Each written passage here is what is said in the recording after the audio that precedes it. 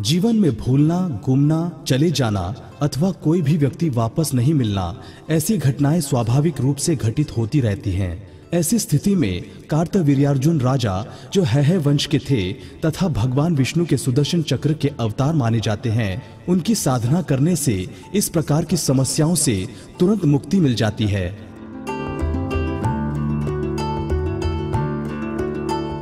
सुदर्शन चक्र के बारे में शास्त्रों में वर्णित है कि वह किसी भी दिशा अथवा किसी भी लोक में जाकर वांछित सामग्री व्यक्ति खोज लाने में सक्षम है। उनकी साधना के लिए दीपक लगाकर पूर्व अथवा उत्तर दिशा की ओर मुंह करके बैठें।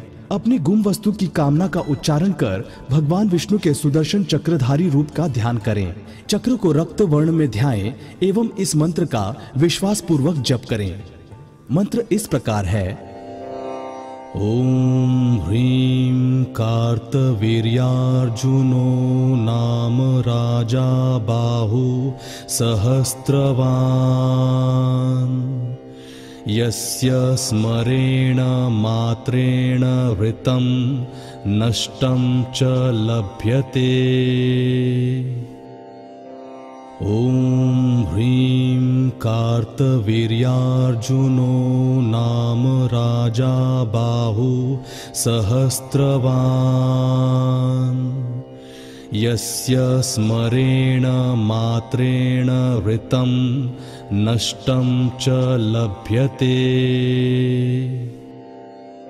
ओम ह्रीं कार्तवीर्यार्जुनो नाम राजा बाहु सहस्रवान्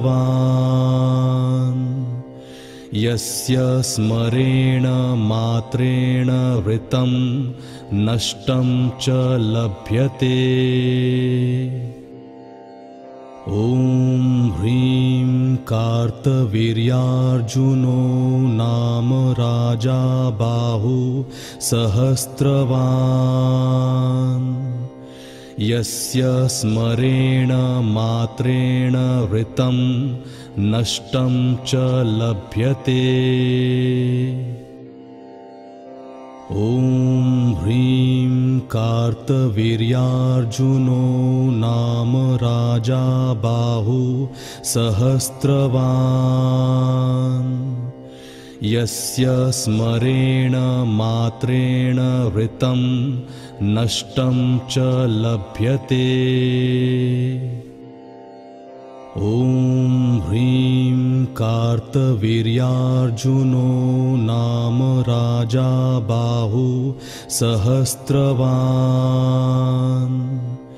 यस्य स्मरेण मात्रेण वृतं नष्टं च लभ्यते।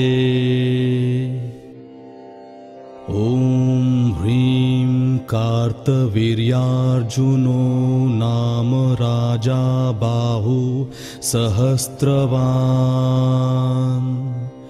यस्य स्मरेण मात्रेण वृतं नष्टं च लभ्यते। ओम ह्रीं कार्तवीर्यार्जुनो नाम राजा बाहु सहस्रवान् यस्य स्मरेण मात्रेण वृतं नष्टं च लभ्यते।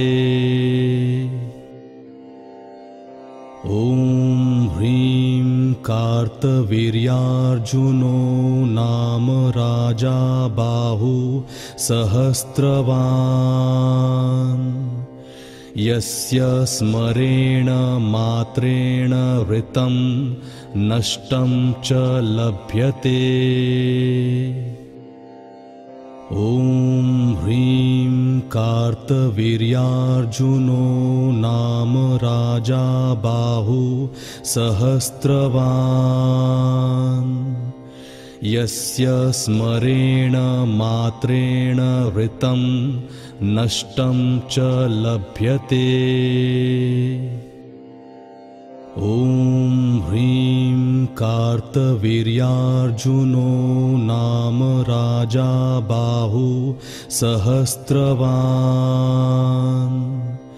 यस्य स्मरेण मात्रेण ऋतं नष्टं च लभ्यते।